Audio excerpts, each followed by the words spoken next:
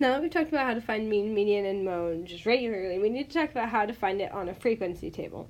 So what I have right here is the first two columns of my frequency table. Remember, on a frequency table, the first column is always the observation, and the second one is always the count, or the frequency. So if you're looking at this data, that means that some people told me an answer of 1. In fact, 5 people told me that. So if I was going to list out my data set, I would have 1, 1, 1, 1, 1, 5 times. Then I would have 3 2s, 3 3s, and so forth. So once again, observation and count. Now, if I'm going to go ahead and try and find mean, median, and mode, the easiest number to find on here is definitely the mode. And that's because the mode is the most frequently occurring observation. And I can look here and see right off the bat that the most frequently occurring thing is, 5.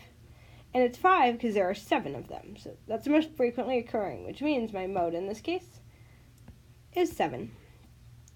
Next thing I'm going to do is I'm going to go ahead and find my mean. When I go to find my mean is x bar, which is, remember, sigma x over n. It means add up all the x values, divide them by how many you have. Well, in order to do this, we first of all need to figure out how many values we have. And we can do that by going ahead and adding up the total counts. That is, if I want to figure out how many total people were surveyed, all I have to do is add up the count column to get my total. And in this case, it looks like I add that up, I'll get n equals 25. So there are 25 people surveyed here. The next thing I need to do is figure out the total amount I have.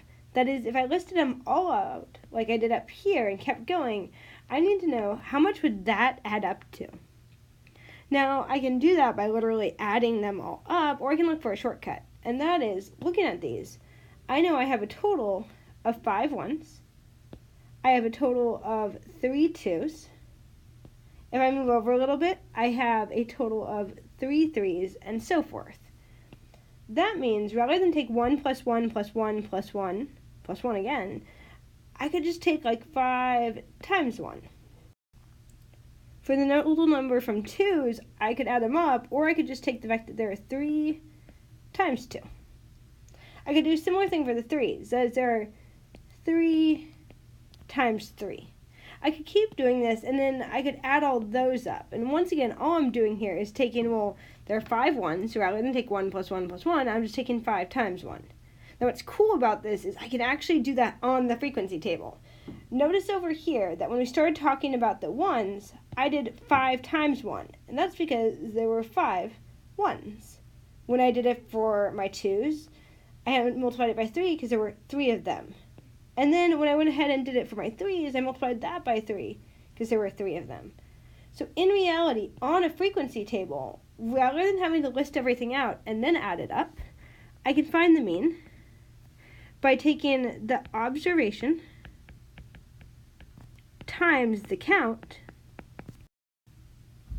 repeating this for each different one, and then adding them all up. And finally, at the end, I could go ahead and divide by n. In this instance, then, to find x bar, I'm going to go ahead and take 1 times 5, plus 2 times 3, plus 3 times 3, plus 4 times 6, plus 5 times 7, plus 6 times 1. And that would be the same as adding up all my numbers. And will give me a total of 85. Now I need to go ahead and average those. So I've added them all. The next thing I'll do is I'll divide by n, which is dividing by 25 after I added those up, which gives me an average in this case of 3.4. From here on out, when we find an average, we'll always round it to 2 decimal places. Luckily, this one came as 3.4. I didn't have to worry about that. The final thing we need to do is talk about how we find our median on our frequency table. And this is going to take a little bit longer, so I went ahead and made a separate video for it.